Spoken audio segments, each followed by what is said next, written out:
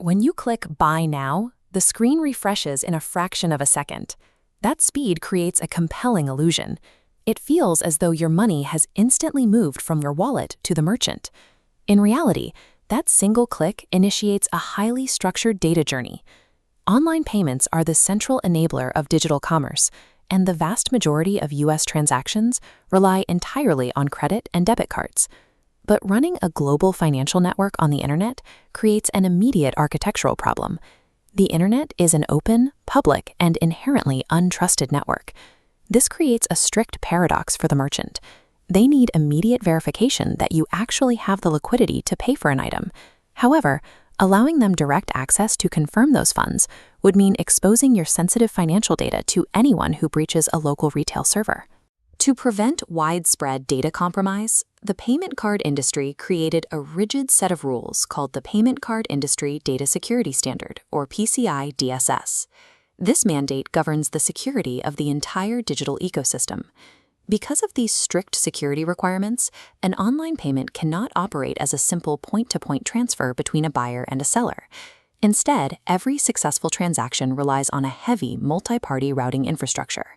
The system is designed exclusively to manage risk, verify identity, and authorize funds within a zero-trust environment.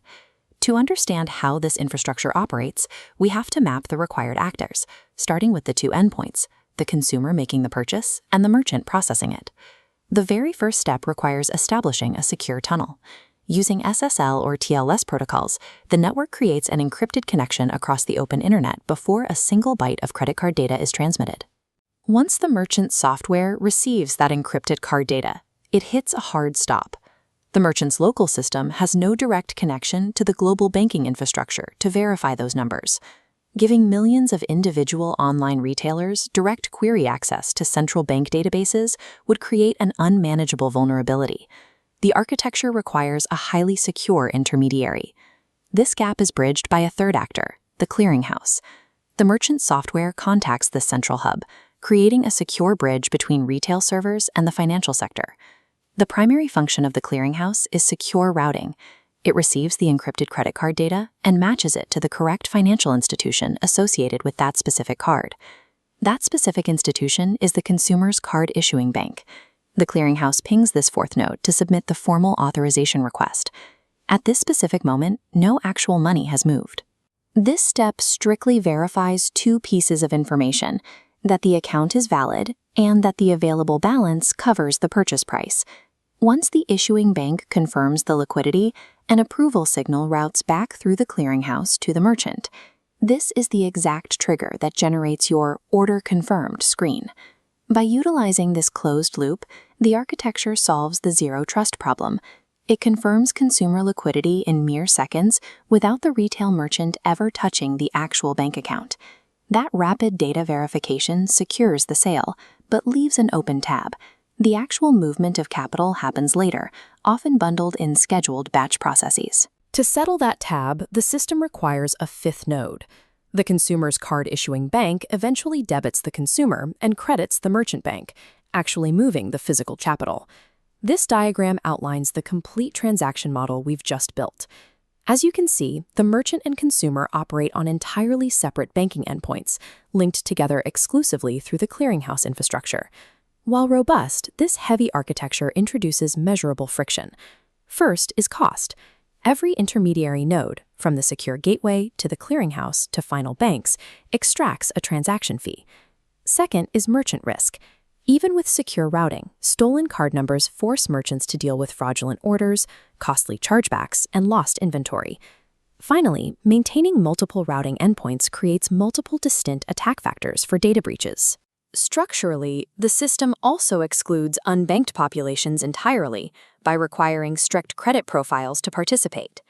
The multi-node credit card architecture provides the necessary secure backbone for modern e-commerce.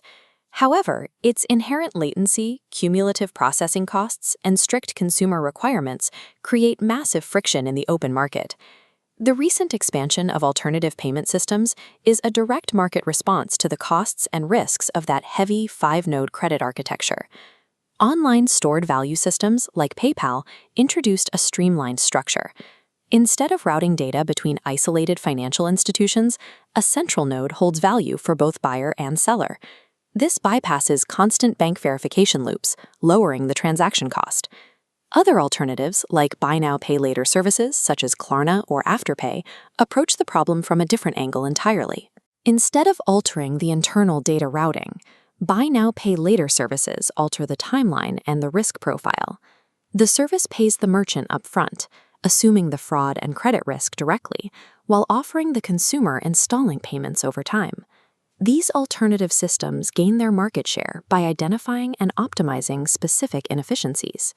They either collapse the routing architecture to lower costs, or they absorb the consumer risk that traditional banks avoid.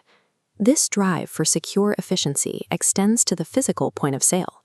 To secure data before it even enters the network, vulnerable magnetic stripes are replaced by smart cards embedded with microchips, adding localized data security to the hardware. Some smart cards use a small gold plate that requires physical insertion into a reader, while proximity or contactless cards utilize embedded antennas to transmit data over short distances via radio frequencies. Whether an electronic payment happens physically via an embedded antenna or digitally across global trade networks, the same underlying structural rules dictate its survival. For any e-payment system to reach critical mass, it must possess broad interoperability across different devices and operating systems and integrate with international banking standards. Beyond compatibility, it must offer user anonymity, divisibility for varying transaction sizes, and crucially, minimize processing fees. The digital economy expands only as fast as its payment infrastructure allows. The architecture that minimizes friction across its nodes while maximizing zero-trust security will always win the transaction.